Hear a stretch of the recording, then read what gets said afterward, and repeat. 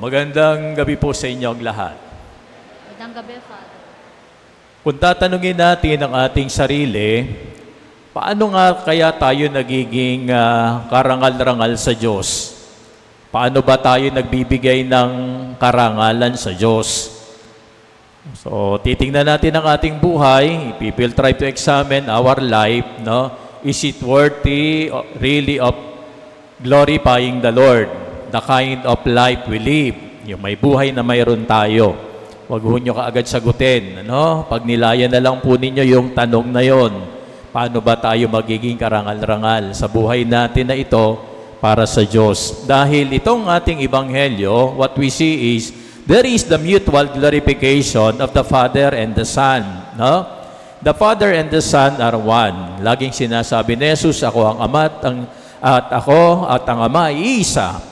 At ang anak ay nagbibigay karangalan sa Ama o sa Diyos. At ang Diyos naman o ang Ama ay nagpaparangal sa anak dahil sa kanilang pagkakaisa, pagkakatulad. Kaya nagpaparangal kung sila at kung anong kalooban ng Ama, siyang niloloob at sinusunod ng anak.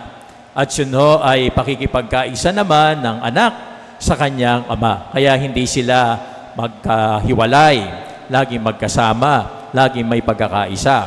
Now, the glorification that we are talking about is in accordance or according to the perspective of the gospel, opposite to the world's understanding. Kakaiba dun sa pamantayan at pag-unawa ng mundo. Kasi dito sa mundo, if we will talk about karangalan, glorification, no? Siguro ang nasa sa isip natin, it is our triumphal rise to power. Pwedeng sabihin natin, kapag tayo may power, authority, no? A certain position in the government, level up ka, karangal-rangal kang tao, no? Kapag mayroon kang yaman, no? Sikat ka at mayroon kang ibang kakayanan, na wala yung iba, no? So you are gaining a highest ranking, more points, no? Compared to others, because as if you are in a race governed by the world standards, but the problem is it tends to abuse and corruption. No? Kala natin, yun yung marangal na buhay. Kapag sikat ka, popular, makapangyarihan, kinikilala ng marami. At sabi ko sa inyo, that is opposite, no? To the perspective of the glorification we have in the gospel and in accordance or according to the mind of Christ. Hindi ito tumutugma sa kaisipan at pamantayan ni Kristo. Kaya, ano ang sinasabing glorification dito? The glorification of the Father and the Son is there what we call ultimate love. Yung pag-aalay ng sarili. It is demonstrated in offering one's life so that others may live. Hinayaan ng Ama na ang kanyang anak ay mag-alay ng buhay, tanda ng pagmamahal upang tayo ay mabuhay, mapatawad sa mga kasalanan. Because the consequence of sin is death. Kaya ang katumbas ng pag-aalay ni Jesus ng buhay is life, no? Buhay na ibinalik sa atin. Kaya nga sinasabi sa Ebanghelyo rin ni San Juan, greater love no man has than to lay down his life for his friends. Wala nang higit pang pag-ibig sa isang taong nag-aalay ng buhay niya para sa kanya mga minamahal na kaibigan. No? In the eyes of the world, no, maybe what happened to Jesus on the Calvary is a sign of defeat. It's a loss of dignity. It's a shame, nakakahiya. Huh? But that is not how the power of God operates. Because the power of God operates and our weakness and vulnerability. No? At yung sinasabi natin na pamantayan ng mundo, kakaiba sa pamantayan at ibang-iba sa pamantayan ni Jesus. Because for Jesus, what He did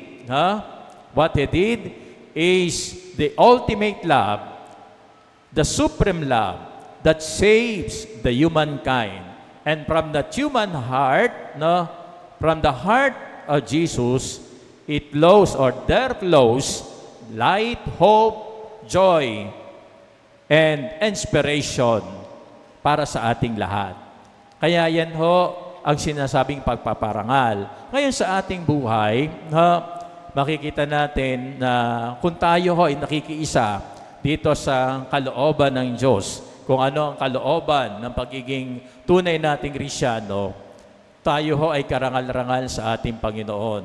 Yan ang isang katotohanan sa buhay natin. Kasi pag sinabing Kristyano, kung tutuusin ho, mabigat ho ito dahil tayo mga katulad ni Kristo. We are another Christ. No?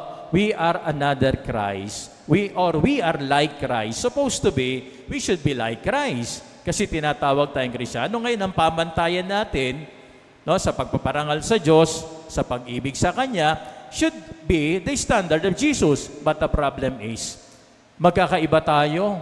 Yung iba, yung pagmamahal niya, hanggang dito. Yung iba, hanggang doon. Marahil yung iba, lalampas. May hangganan. Pero ngayon, sinasabi ni Jesus, ang pagpaparangal sa Diyos is to have what we call unselfish love. Pagmamahal na katulad ng pagmamahal ni Jesus para sa ating lahat. Kaya, kaya nyo bang sabihin yon? I love you, just like Jesus loves us. Masasabi kaya natin yon? Sabihin nga nyo sa katabi nyo, I love you. Ay, ayaw nyo sabihin, nahihiya kayo. I love you. The way Jesus loves us. Kasi pag sinabi natin I love you, yung iba nasa isip yung I love you. Parang very emotional and dramatic. No, it's not about emotions. It's not about drama, but it's a reality of the love of God to us. Tunay na pag-ibig to, nag-aalay ng sarili. It's not a self-seeking love. It is seeking the goodness of the other. Hinahanap mo. Kaya pag nagsabi ka ng pag-ibig, mahal mo isang tao, you have to be ready to sacrifice. You have to be ready to sacrifice.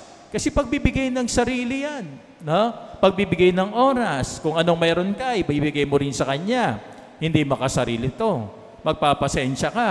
Just like the definition of the love of St. Paul, unang-una sinabi niya, love is patient. Kaya yung mga taong pasensyosa, tunay na nagmamahal yon. Yung walang mga pasensya, maiksi ang pasensya, short of patience, kulang sa pagmamahal yon. They are not loving the way Jesus loved us. Kaya minsan, ang bilis suminit ng ulo natin makapagsalita ng masakit, kaunting problema lang minsan, sa ating kapwa, ang bilis nating palakihin. Kaya yung maliliit na bagay, sana wag na nating palakihin. Tingnan nyo sa mga nangyayari dito sa kalsada, yung may mga road rage, sobrang magalit, kaunti lang na madaplisan ang sasakyan o medyo masabitan ng konti. Talaga naman. Minsan pag nagkamali ka naman, yun naman paglapit ng traffic enforcer, galit. Tapos yung huhulihin naman o yung i-check, galit din. Parehos ng galit. Ano mangyayari doon? Sabog ang galit. Pag-aaway. Kaya kaunting lamig sana. Maliliit na bagay, palampasin na natin. Yung mga minsan, mga kaunting problema sa loob ng tahanan, palampasin natin, tanggapin natin na may pagmamahal. Alam niyo po, yung mga santo at santa, naging karangal-rangal sa Diyos. Look at, of course, Saint Teresa of the Child of Jesus. Saint Teresa of the Child Jesus. Kahapon, sinelebrate natin sa simbahan natin the 100 years ng pagka-canonize kay Saint Teresa. Saint Teresa was canonized on May 17, 1925. It was 100 years ago, and that was presided by the late Pope Pius XI. At bakit ba naging santa at banal si Santa Teresita? It's good to look back at the kind of life she lived, na hanggang ngayon talagang nagbibigay sa atin na magandang paalaala. It's actually a little way. It's a spirituality of little way. Why? Because inside the convent, anong ginawa ni Saint Teresa? Maliliit lang na bagay. Hindi siya naging martir.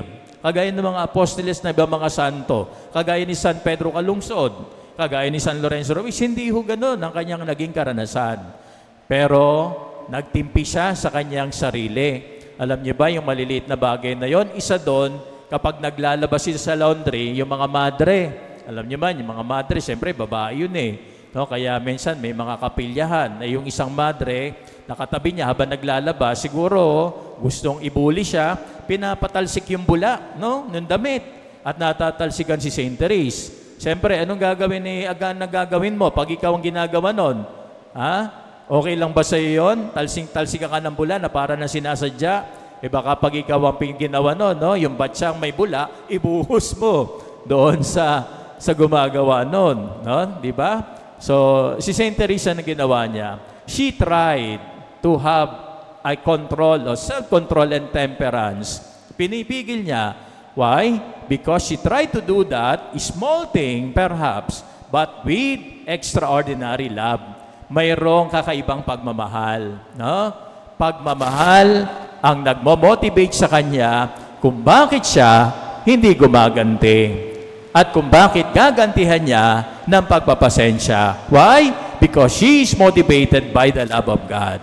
Mga kapatid, ito rin sana sa loob ng tahanan, sa paglilingkod natin sa Diyos, yung maliliit na bagay gawin natin na may pagmamahal yan. No? Dakila tayo sa harap ng Panginoon. At yung halimbawa, the gift of motherhood and fatherhood, maliliit na pag-google ng oras sa kanila, pag-uusap, no? Isan, wala namang kwenta, yung kwento, pero nagkakaroon ng kwenta eh. Bakit? Because you are spending time sa mamahal mo sa buhay. Kahit medyo yung kwentuhan nyo, hindi masyadong interesting, pero as long as you spend time, no, with great love, showing sa mga anak yung pagmamahal, malaking bagay po yun. No? Sa isip lang natin, parang baliwala. O, sa mag-asawa, di ba? Kaunting pasensya, kaunting sa pagsasabi, no, ng talagang sincere na I love you, no, and I care for you. Sabihin mo, kumain ka na ba? No, okay ka lang ba dyan? Maliliit na bagay yun, no? Pero pag ginagawa mo namang may sincerity ng pagmamahal and motivated by the love of God, wow, no? Dakila ka na sa pagiging ama at pagiging ina. No? Ganon din ho sa pagtawag sa ating lahat. Yung mga naglilingkod halimbawa sa ating pamahalaan. Alam nyo, when they are motivated by the love of God, tatanggapin nila yung turo ni Kristo. If you want to serve, be the servant of all. Yung pagiging pamumuno is paglilingkod para sa lahat. Kagaya ng pinakita ni Jesus, parang isang alipin, hinugasan yung paa ng mga apostoles, at yun ang tinatawag na tunay na paglilingkod. Kung gusto mo maging una, maging huli ka sa lahat. Kaya ito mga kapatid, ang tunay na pagtawag para sa ating lahat. Pamantayan ito ng pag-ibig ng Diyos. Marahil sasabihin nyo, may kanya-kanya tayo. But now, Jesus is inviting us, embrace the new commandment. This is the new commandment God is giving us. And this new commandment is love that has no measure. Because the measure of love is to love without measure. Handaan ho niya yan. No, ang pag-ibig ni Kristo, hindi natin masusukat.